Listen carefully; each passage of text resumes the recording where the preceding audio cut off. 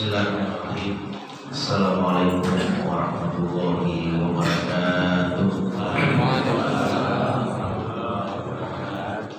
Alhamdulillah.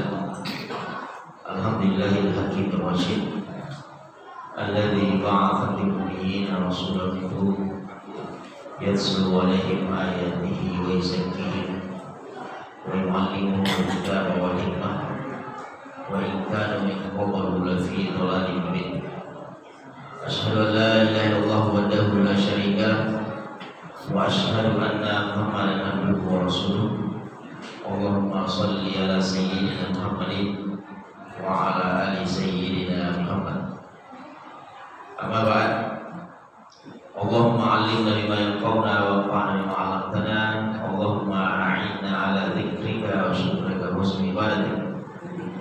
Jamaah salat maghrib sekalian yang kami muliakan, kita bersyukur pada Allah Subhanahu wa taala karena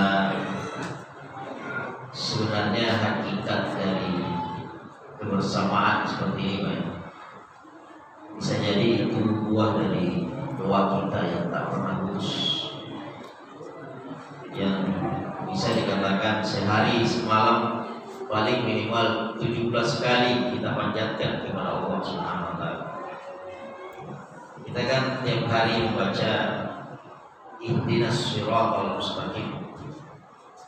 Ini mungkin tak ada yang menyadari, Pak, kalau makna doa ini sebenarnya adalah kesolehan komunal. Ada kesolehan yang kita minta kepada Allah tapi sifatnya komunal, berjamaah, ya, yaitu ihdinas shiratal mustaqim. Situ kan Allah menggunakan domir, namanya kalau dalam bahasa Arab itu domir kata ganti ihdina, tunjukkanlah kepada kami. Nah itu adalah nahnu, kami.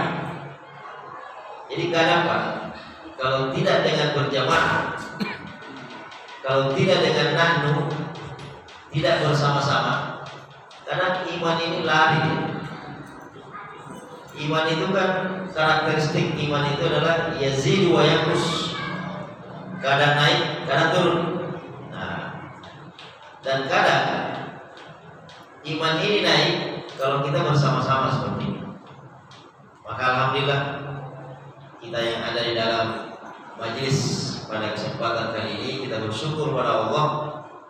Mudah-mudahan shiratal mustaqim. Dan ini kan shiratal mustaqim semua, jalan yang lurus, ya, jalan yang lurus.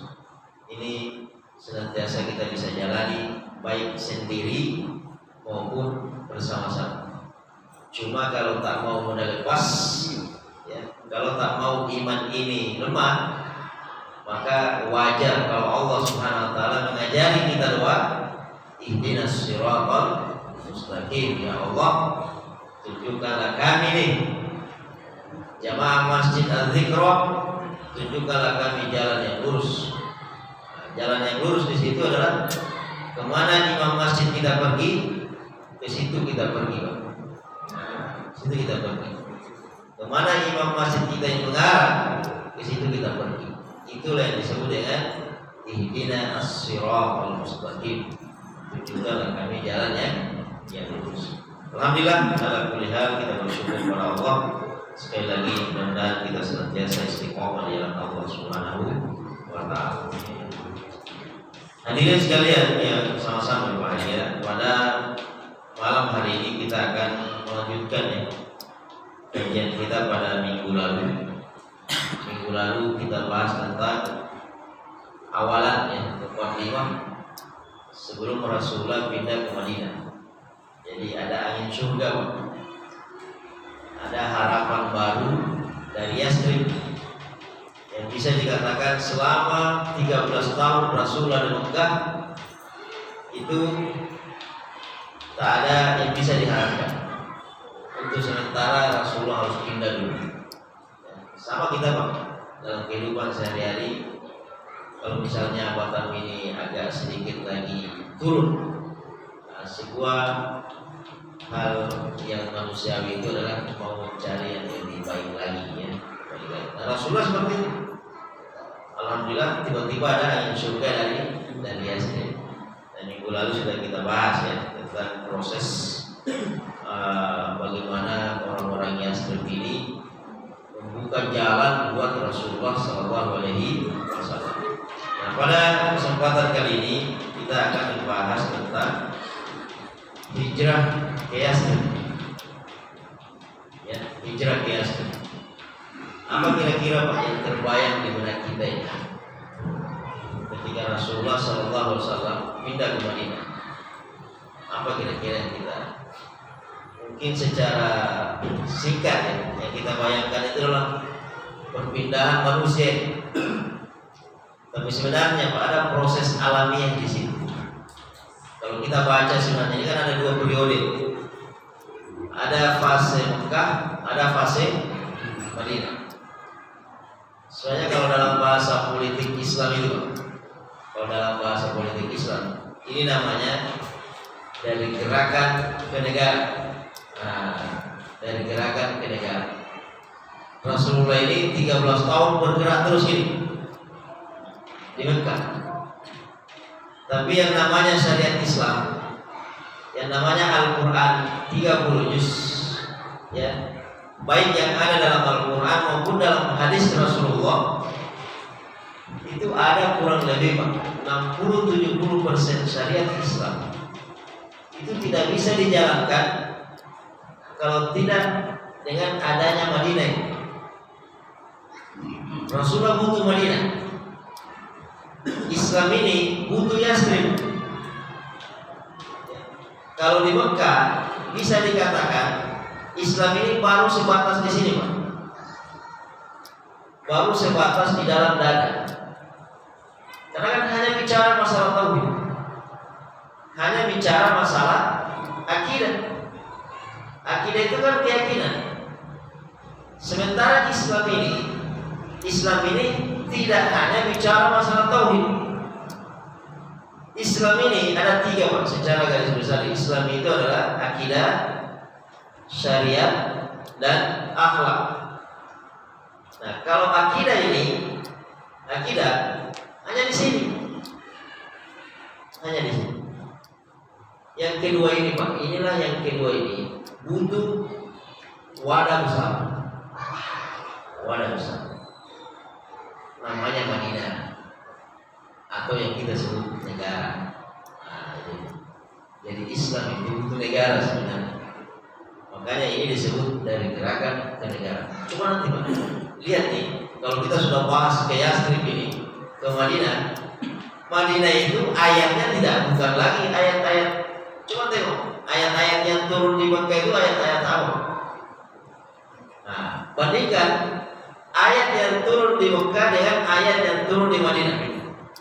Di Mekah itu ayat yang turun, kalau bukan hari pembalasan, hari akhirat, surga, neraka, itu tauhid semua, akidah semua. Makanya tengok juz apa itu, mulai dari surah An-Naba sampai An-Nas, itu akidah semua. Akidah semua. Akidah semua.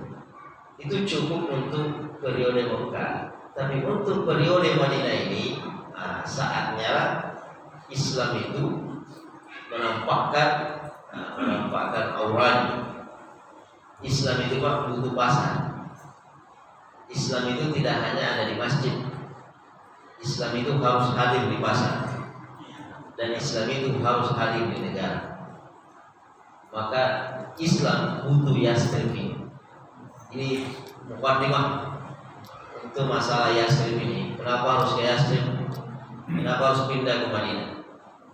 Ya, kenapa harus hijrah? Karena Islam ini terlalu kecil, ya. Islam ini terlalu kecil kalau hanya di Mekah.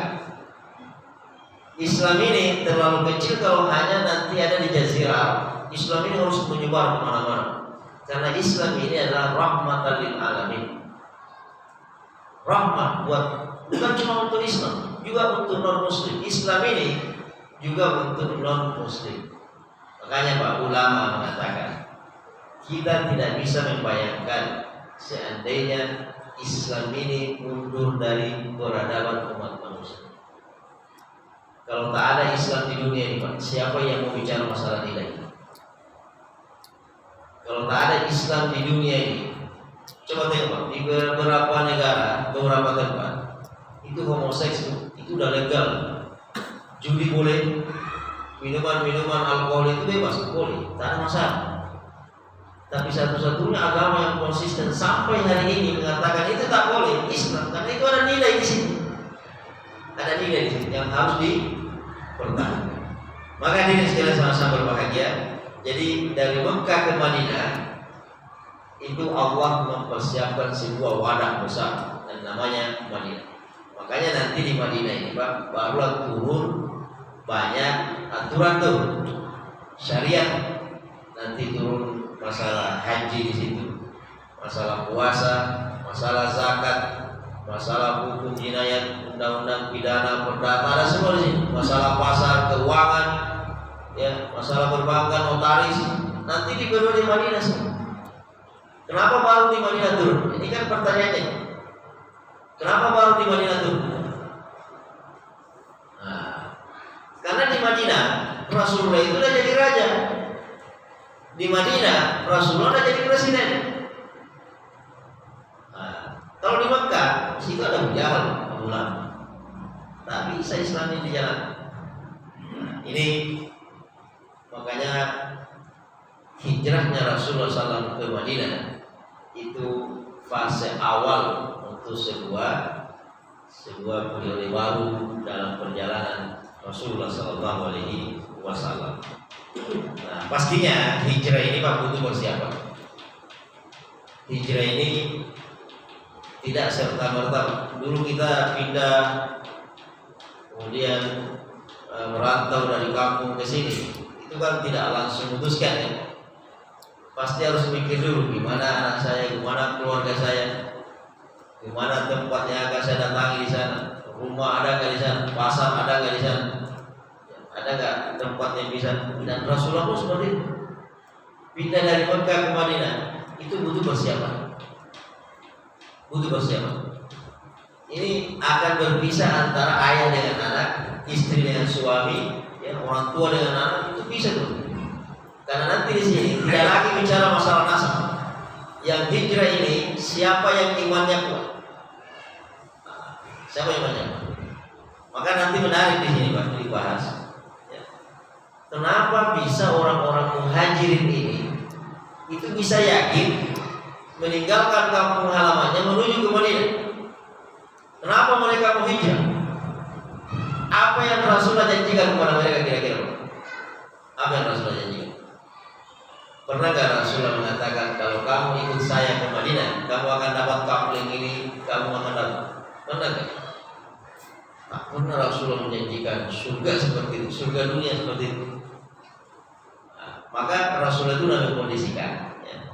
Jadi di sini ada beberapa alasan kenapa orang-orang Mekah ini mau hijrah dan mau pindah. Yang pertama, karena di periode Mekah tadi itu Rasulullah SAW sudah memupuk mereka dengan pendidikan iman.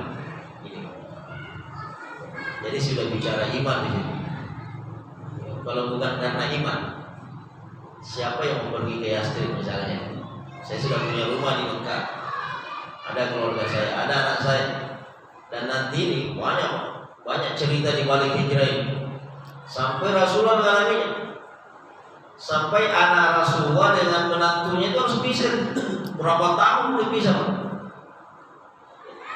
Bisa. Ini gara-gara hijrah. Karena ini sudah persoalan iman. Tak ada lagi ikatan keluarga di situ. Tak ada lagi ikatan di situ. Jadi kunci pertama, kenapa mereka mau hijrah? Karena sudah lama dipupuk imannya ini.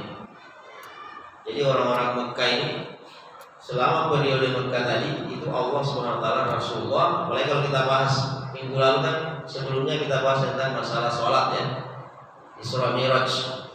Nah, nanti ada lagi istilah Al-Muzammil, diwajibkan 11 bulan Qiyamul Lail. 11 bulan Qiyamul Lail itu Pak, persiapan untuk Madinah. Persiapan untuk Madinah. Ini mentalnya dipersiapkan. Itulah dengan iman. Jadi ini iman mereka sudah siap. Ya, iman mereka sudah siap. Jadi apapun yang kamu tawarkan pada muhajirin ini, tak ada yang bisa dinyelesaikan dengan uang. Ya. Mau ditukar dengan unta berapa ekor, tak bisa. Mau ditukar dengan sekeping emas itu tak bisa ditukar. Pokoknya saya harus hijrah. Nanti kita bacakan ayat-ayatnya. Ayat-ayat tentang hijrah banyak sekali. Kemudian yang kedua, penindasan yang dialami oleh orang-orang Mekah. Penindasan. Jadi tak ada lagi yang tahan bertetangga dengan Abu Lahab. Ya. Tak ada lagi yang sanggup bertetangga dengan Abu Jahal ini. Tiap hari hanya intimidasi. Intinya kesimpulannya, Mekah ini tak kondusif lagi, tak cocok untuk tinggal di sini. Ini kan sebelum pindah ke Yasrib sudah ada 80 orang hijrah ke Habasyah. Kan hijrah itu ada 2 kali ya. Yang pertama itu hijrah ke Habasyah, yang kedua hijrah ke Madinah. Yang kita banyak kenal itu hanya hijrah ke Madinah. Padahal 5 tahun sebelumnya itu sudah ada gelombang pindah ke Yasrib. Kenapa mereka pindah ke Yasrib? Ini pertanyaan Anda. Kenapa mereka pindah ke Yasrib? Jadi mereka pindah bukan semata-mata karena kekafirannya, karena dia bertetangga dengan Muslim misalnya. Dia bertetangga dengan Abu Jahal. Abu Jahal itu kafir dan zalim. Ini masalahnya. Karena buktinya mereka pindah ke Habasyah. Rasulullah SAW memerintahkan mereka pindah ke Habasyah. Di Habasyah itu negeri apa tuh? Habasyah itu. Habasyah itu pusat Kristen waktu itu, Nasrani. Artinya kalau faktor agama, faktor kafir, ngapain pindah dari Mekah ke Habasyah? Di sini kafir, di sana juga kafir. Tapi apa ininya? Kira-kira alasan utamanya? Rasulullah SAW ada dalam hadis Rasulullah, Nabi mengatakan seperti ini: Intaliqu ila ardil Habasyah, fa inna fiha malikan la yazlimu ahad. Berangkatlah kalian ke negeri Habasyah, termasuk anaknya, menantunya itu disuruh pergi. Berangkatlah kalian ke negeri Habasyah, karena di negeri Habasyah itu kalau hari ini disebut Ethiopia. Itu harus nyebrang laut, Ethiopia. Berangkatlah kalian di sana, karena di sana ada raja. Nah, ada raja yang bernama Raja Najasyi. Raja ini la yazlimu ahadan, tak pernah menzolimi orang lain. Jadi kata kuncinya kalau mau menjadi pemimpin, jangan zolim. Ya, kita bisa tahan bertetangga dengan non muslim, tapi tak bisa tahan bertetangga dengan orang zolim. Makanya kenapa orang ini mau pindah ke Yasrib ke Madinah? Karena tak tahan lagi dengan penindasan Abu Jahal, Abu Lahab. Ini alasannya. Kenapa mereka mantap pindah? Harus pindah. Kemudian yang ketiga, ya, memang ada pelajaran dari Ashabul Kahfi, Pak. Kita kan tiap malam Jumat disuruh baca surah Al-Kahfi. Nah, kalau baca Al-Kahfi itu pelajari juga Pak, kisah-kisahnya. Jadi ada pelajaran di Ashabul Kahfi. Apa inti dari Ashabul Kahfi? Innahum fityatun amanu bi rabbihim wa zidnahum. Ada sekelompok anak muda amanu bi rabbihim, yang beriman kepada Allah, wa zidnahum huda, dan akhirnya kami menambahkan petunjuk kepada mereka. Anak muda ini gara-gara tidak tahan lagi dengan kezaliman penguasa waktu itu, raja waktu itu, akhirnya dia pergi keluar dari situ, hijrah. Jadi Ashabul Kahfi itu hijrah. Cuma hijrahnya Allah menakdirkan dia bawa ke gua, tidur 309 tahun. Nah, coba ini cara Allah menyelamatkan ya. Cara Allah menyelamatkan Ashabul Kahfi itu adalah disuruh hijrah dan tidur di situ selama 390 tahun. Nah, Rasulullah SAW sudah belajar dari Ashabul Kahfi. Kalau ingin selamat dari Abu Jahal CS ini, Abu Lahab penindasan ini, maka kalian harus cari tempat.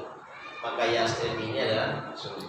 Nah ini alasan yang ketiga sehingga mereka yakin dan mantap pindah ke Yasrib. Yang keempat nih, ada janji Allah. Ada janji Allah. Makanya kata Rasulullah, ya, kata Rasulullah itu tak akan ada lagi bisa menyamai generasi saya. Generasi beliau itu kan ada dua, ada Muhajirin dan ada Ansor. Mau sebaik apapun generasi sesudahnya, tak akan ada yang pernah bisa sampai pada level Muhajirin dan Ansor. Muhajirin Ansornya ada dalam Al-Quran. Kita di Batam ini tak ada dalam Al-Quran. Mau sehebat apa generasi muda di Azikro ini, tak disebut dalam Al-Quran. Tapi Muhajirin Ansor ini ada dalam Al-Quran. Coba nih, kata Allah di surah An-Nahl ayat 41-42. Walladzina hajaru fillah min ba'di ma zulimu lanubawwi'annahum fid dunya hasanah wal ajrul akhirati akbar law kanu ya'lamun. Walladzina hajaru fillah, dan orang-orang yang mau hijrah, muhajirin ini Pak, ya, orang-orang Quraisy yang masuk Islam, ya, kemudian hijrah ke Madinah fillah karena Allah. Mimba di mazulimu, setelah mereka mendapatkan penindasan yang nyata dari orang-orang Quraisy, apa kata Allah?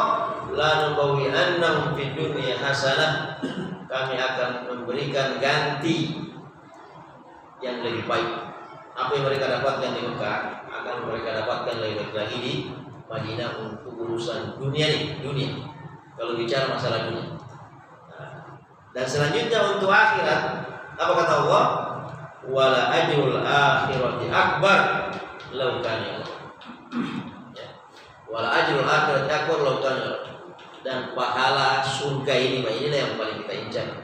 Surga, ya, surga itu jauh lebih besar seandainya mereka tahu. Ya, jadi memang di benak para sahabat ini hijrah itu karena surga. Kalau untuk dunia tak ada yang mereka bisa. Karena sama kemarin Pak, tragedi ini kan, tragedi kecelakaan di Balikpapan. Itu kan penentuan hidup itu hanya kurang lebih 40 detik itu, ya kan? 40 detik aja. Nunggu lampu merah, dari merah ke hijau, dari merah ke hijau. Dan kita tidak pernah tahu dari sekian orang yang meninggal itu, apakah semuanya sudah siap mati atau tidak? Kira-kira siap mati atau tidak? Itu kan berada di lampu merah itu. Hanya 40 detik, 60 detik, 1 menit menunggu lampu merah kan? Nah ini jelas pahalanya Pak. Kamu hanya meninggalkan Mekah menuju ke Madinah, dapat surga. Dapat surga. Dan itu ada di ayat yang lain. Ayat yang lain. A'adda jannatin, orang-orang as-sabiqun al-awwalun minal muhajirin wal ansar dalam jannatin tajri min tahtiha al-anhar. Orang-orang yang pendahulu as-sabiqun al-awwalun, yang pertama kali masuk Islam dari muhajirin dan ansar, ini Pak, garansi dari Allah, muhajirin dan ansar a'adda lahum, Allah menjanjikan mereka surga. Artinya apa? Hanya sekedar pindah dari Mekah ke Madinah itu sudah dapat surga. Kita ini mau pindah kemana dapat surga? Tak ada jaminan. Tak ada jaminan. Ini tak ada lagi ayat, tak ada nabi depan kita. Artinya untuk kita ini yang sekarang ini belum ada, masih gampang semua. Sholat aja belum tentu diterima. Nauzubillah. Nah ini jelas surganya. Artinya waktu itu siapa yang tak mau gitu kan, apapun risikonya pindah ke Madinah. Karena apa? Wal ajrul akhirati akbar law kanu ya'lamun. Kemudian ada ayat yang selanjutnya, surah An-Nahl juga, ayat 116. Summa inna rabbaka lilladzina hajaru min ba'di ma futinu tsumma jahadu wa sabaru inna rabbaka min ba'diha laghafurur rahim. Semua dosa-dosanya Pak itu diampuni oleh Allah Subhanahu wa taala. Siapapun yang hijrah, mau segunung dosa orang-orang muhajir ini, ketika dia hijrah ke Madinah, ini jaminan inna rabbaka laghafurur rahim. Allah Maha Pemuah Maha Pemurah dalam menerima tobat. Artinya semua dosa-dosanya diampuni oleh Allah Subhanahu wa taala. Inilah yang memantapkan orang Mekah mau pindah ke Madinah. Kalau bisa, kalau kita biasa pindah ke sini harus jelas dulu kan. Ada nggak pekerjaan di sana? Seperti apa? Sewa rumah di sana? Air, itu yang kita tanyakan. Kalau ini Pak, tak ada itu. Tak nanya. Pasrah aja itu jalan. Berhari-hari mereka kejar. Bahkan nih dalam riwayat disebutkan ada yang tak siap sama sekali. Hanya bawa satu lembar baju. Ada kendaraan. Bahkan nanti ada kita bahas di akhir ini. Meninggal di tengah jalan. Meninggal di, belum sampai di Mekah, di Madinah, sudah meninggal di jalan. Itu semangatnya itu. Nah ini pembahasan yang pertama, kenapa mereka yakin hijrah ke Madinah. Selanjutnya, kenapa harus Madinah? Nah ini pertanyaan. Kenapa harus hijrah ke Madinah? Kenapa Madinahnya yang dipilih oleh Allah Subhanahu wa taala? Nah, dulu kan sudah kita bahas ada Thaif kan. Thaif gagal nih. Nah, Thaif gagal. Ini kan pasti skenario Allah. Adapun kemarin yang kita bahas tentang Bai'al Aqabah 1, 2, jamaah hajinya itu cuma sebab saja. Tapi yang menarik dibahas juga, kenapa Allah memilih Madinah ini? Ya. Kenapa Madinah ini menjadi darul hijrah? Ya, menjadi kampung hijrahnya Rasulullah Sallallahu Alaihi Wasallam.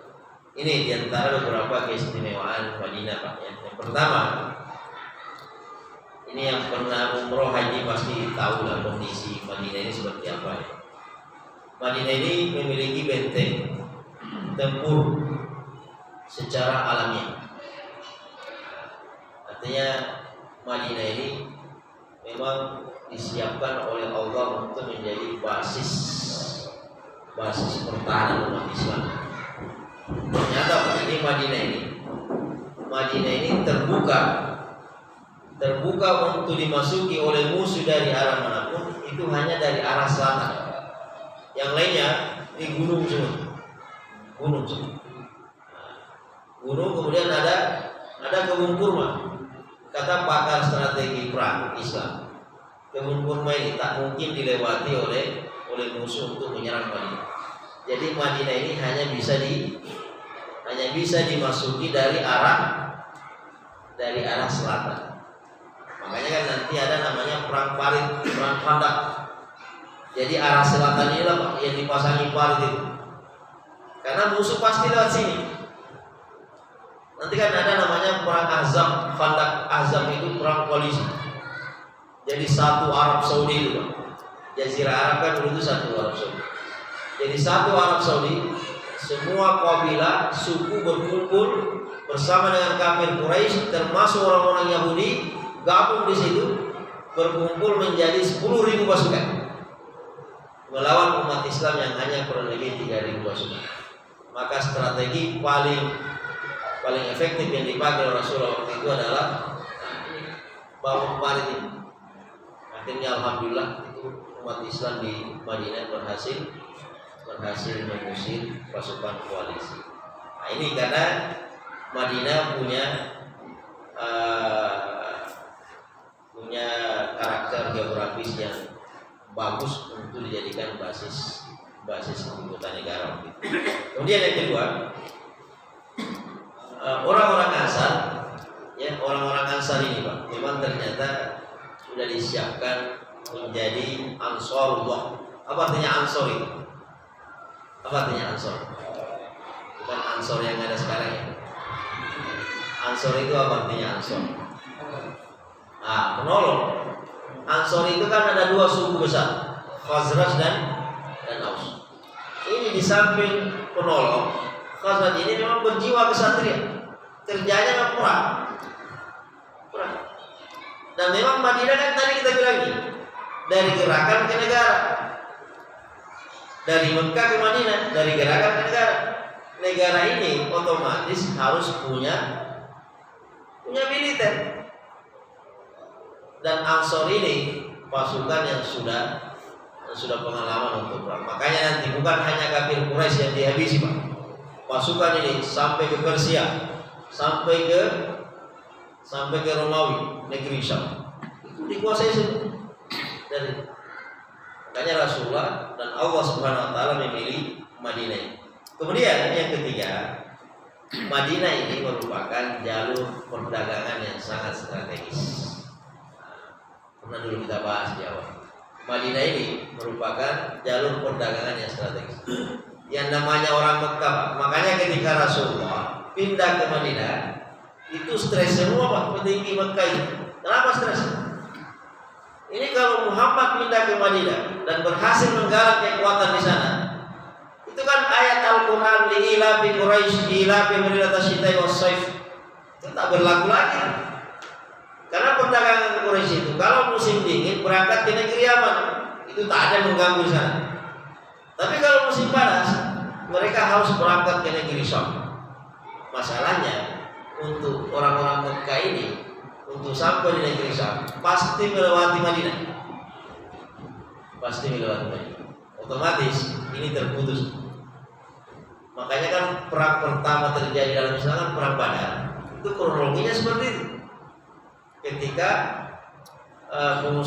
kelompok pengusaha Abu Sufyan dari negeri Syam itu ditahan di negeri Badar, luar kota Madinah. Kemudian diambil alih, datanglah pasukan dari Quraisy, terjadilah perang Badar itu. Jadi ini menjadi tempat yang sangat strategis. Makanya kan ada namanya Masjid Kiblatain juga kan. Karena umat Islam dulu itu pertama kali kiblatnya kan ke negeri Syam. Jadi Madinah ini Pak berada di tengah sini. Ini Madinah di sini. Mekah di sini. Negeri Syam di sini. Negeri Syam ini disitulah Palestina. Palestina disitulah Masjid Al-Aqsa. Dulu Ka'bah pertama itu, kiblat pertama ke negeri Syam ini, menghadap ke Masjid Al-Aqsa. Makanya ketika turun ayat wawalli wajhaka syatral masjidil haram, turun ayat untuk merubah kiblat dari Aqsa ke Mekah, itu pas salat asar. Pas salat asar. Baru 2 rakaat salat asar turun Jibril membawa ayat, kamu disuruh untuk merubah kiblat. Makanya kan di Madinah itu ada namanya Masjid Kiblatain, karena dalam satu salat ada 2 kiblat. 2 rakaat pertama menghadap ke negeri Syam, 2 rakaat terakhir menghadap ke Mekah. Negeri Syam ini ada Masjid Al-Aqsa, Mekah ini ada Ka'bah. Ini jadi Madinah itu di tengah. Makanya orang Mekah kalau mau ke negeri Syam harus melewati Madinah. Nah, apa kata Rasulullah? Kalian tak akan bisa macam-macam lagi dengan kami. Kami udah menguasai. Dan Rasulullah itu cerdas. Nanti kita akan bahas. Rasulullah itu cerdas. Makanya Rasulullah ketika datang ke Madinah, yang paling pertama diperbaiki itu adalah konsolidasi internal. Semua penduduk Madinah dikumpulkan, mau muslim, kafir, Yahudi dikumpulkan. Kemudian Rasulullah membuat MOU, perjanjian, namanya Sohifah Madinah, namanya Piagam Madinah. Kemudian di situ ditulis semua peperangan yang kita lakukan harus selalu bekerja sama. Nah, itu cerdas Rasulullah. Jadi ketika Rasulullah berhadapan dengan kafir Quraisy, mau tak mau Yahudi juga harus ikut melawan. Artinya Madinah ini udah dikuasai. Orang kafir Quraisy ini kalau mau lewat itu mikir 2 kali. Makanya jihad itu disyariatkan pas pindah ke Madinah. Nah ini, jadi Madinah ini adalah jalur perdagangan yang sangat strategis. Kemudian alasan yang keempat, kenapa Allah Subhanahu wa taala memilih Madinah ini?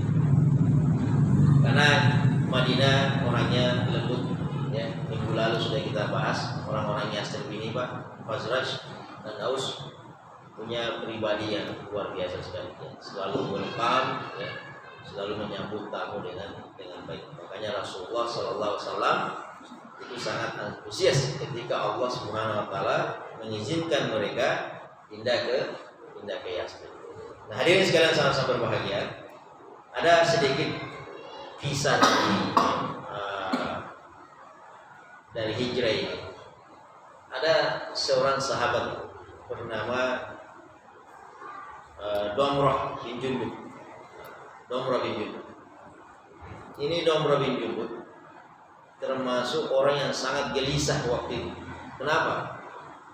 Ini orang-orang sudah berangkat semua ke Madinah. Sudah berangkat semua ke Madinah. Termasuk Rasulullah. Rasulullah itu sudah sampai di Madinah. Sementara dia masih ada di Mekah. Ya, kebayang Pak perasaan Domrah bin Jundub ini. Dia Muslim. Satu alasan beliau sehingga tidak bisa hijrah, dan ini sudah dimaafkan oleh Allah. Ini namanya uzur syar'i. Apa kata Rasulullah? Wahai Domrah, Anda kalau tidak ikut hijrah tak ada masalah. Kamu tetap aja di Mekah. Kenapa? Karena Domrah bin Jundub ini udah berusia lagi, udah tua, dan fisiknya tak mungkin perjalanan itu kalau naik unta Mekah ke Madinah waktu itu kurang lebih 8 hari. Panasnya luar biasa kan? Jadi pakai kaki jalannya. Maka Domrah bin Jundub ini sangat dilema sekali. Domrah bin Jundub ini di satu sisi dia ingin berangkat hijrah, tapi fisik tak memungkinkan. Di sisi yang lain yang selalu dia pikirkan, sampai kapan saya bertetangga dengan Abu Jahal. Itu Pak yang menjadi kegalauan Domrah bin Jundub ini. Saya ingin hijrah ke Madinah, tapi fisik seperti ini. Tapi kalau saya tinggal di sini, apa saya harus menghabiskan umur di sini? Bertetangga dengan Abu Jahal. Orang udah pada berangkat semua. Akhirnya apa yang terjadi? Akhirnya Domrah bin Jundub ini memutuskan untuk berangkat ke Madinah. Ikut hijrah. Ya, ikut hijrah. Tapi qadarullah, ini tadi yang saya sampaikan di awal tadi, Allah punya kehendak yang lain. Pas di tengah jalan, Domrah bin Jundub ini meninggal. Dan berita kematian ini disampaikan oleh malaikat Jibril sampai di Madinah. Dan gara-gara kejadian ini turun ayat, kalau nggak salah di surah Al-Imran ayat 100. Wa may yakhruj min baitihi muhajiran ila Allah faqad waqa'a ajru ila Allah.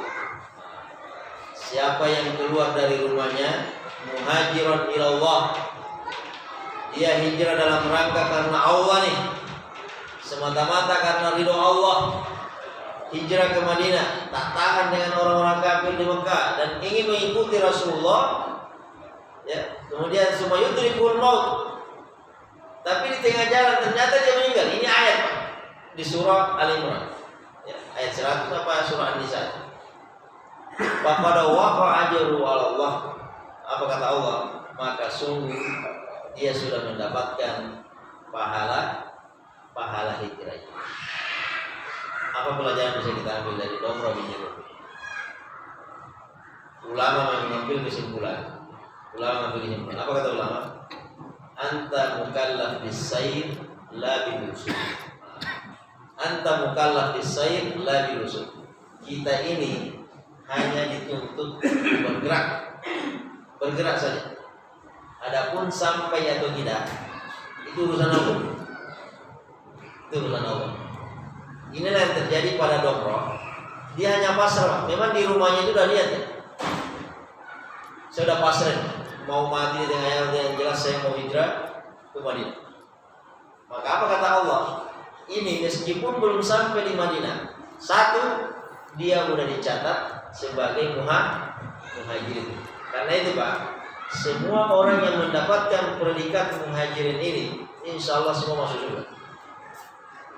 Ada di surah At-Taubah, yang tadi saya bacakan, ya, was-sabiquna al-awwaluna minal muhajirin wal ansar, adallahu jannatan.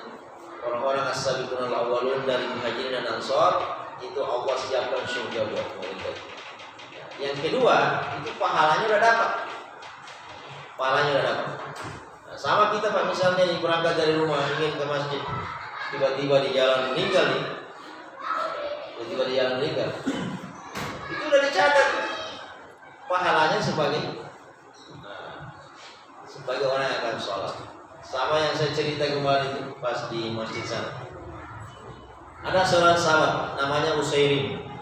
Ya, Usairim ini terakhir Rasulullah ingin berangkat ke Uhud, Ini Pak, udah jalan nih pasukannya, udah jalan keluar ke Uhud. Ada seorang penduduk Madinah namanya Usairim. Usairim waktu itu statusnya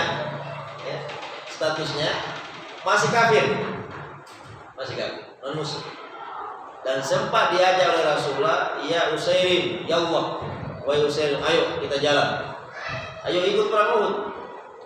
Nah, tapi dia no komen waktu itu, tak ada bahasa, tak ada jawaban. Ternyata Pak, pas perang Uhud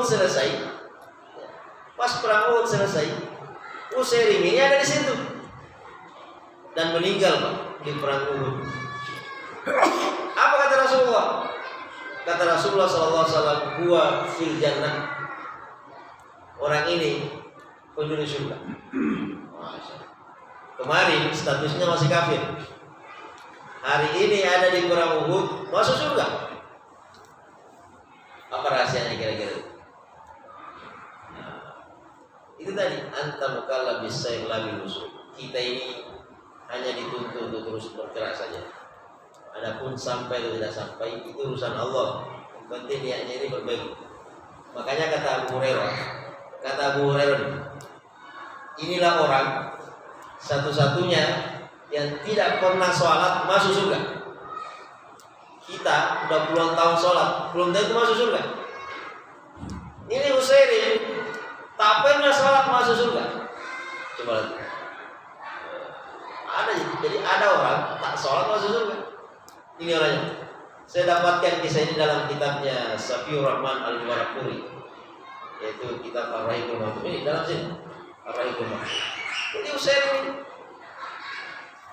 dia hanya bermodalkan asyhadu an la ilaha illallah wa asyhadu anna muhammadar rasulullah, itu pun tak pernah dia umumkan.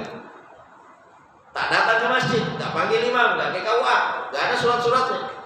Tak ada orang tahu. Yang tahu dia beriman kepada Allah hanya Allah. Yang tahu dia bersyahadat asyhadu an la ilaha illallah Rasulullah hanya Allah. Makanya orang kaget semua. Ini kok bisa masuk surga ya Rasulullah? Ini orang kemarin statusnya masih kafir. Kok tiba-tiba hari ini? Apa kata Rasulullah? Jadi Rasulullah akhirnya membocorkan. Saudaramu ini Usairim sebenarnya sudah lama jatuh cinta sama Islam. Sudah lama. Saudaramu Usairim ini kemarin sempat bersyahadat pas jalan menuju ke Uhud. Luar biasa. Makanya ini kita tak boleh memvonis, menjustis orang ini ahli neraka, ahli apa dan lain sebagainya ya. Siapapun yang hari ini kita lihat menghina Islam, ya kan? Doakan aja, doakan. Dulu Umar itu jangankan menghina Islam. Umar bin Khattab itu sampai udah bawa pedang ini, mau membunuh Rasulullah. Ternyata bersyahadat depan Rasulullah SAW. Ya, jadi jangan kita hanya bisa nahkum bizawahir yang nampak, tapi urusan dia dengan Allah serahkan aja kepada Allah Subhanahu wa Ta'ala. Jadi ini Pak ya, pelajaran yang bisa kita ambil, bahwasanya hijrah ini betul-betul izin Allah Subhanahu wa Ta'ala. Izin Allah yang mengatur, skenario Allah. Dan ini periode ini kita akan bicara banyak masalah politik di sini. Sesudah ini kita akan banyak bicara politik karena Madinah itu udah politik. Madinah itu udah bicara negara. Ya. Madinah ini sudah bicara masalah perangkat kenegaraan, ada undang-undang di situ. Maka Madinah ini, periode Madinah kita akan bahas bicara masalah politik. Makanya kita juga ini masjid tak boleh alergi dengan politik, karena Rasulullah kalau tidak berpolitik mana bisa Islam bangkit. Rasulullah kalau tak berpolitik Islam mungkin tak akan sampai ke Indonesia. Baik, ini yang bisa kita bahas pada kesempatan kali ini. Lebih kurangnya mohon dimaafkan. Subhanallah wa bihamdik, asyhadu an la ilaha illa anta astaghfiruka wa atubu ilaik. Assalamualaikum warahmatullahi wabarakatuh.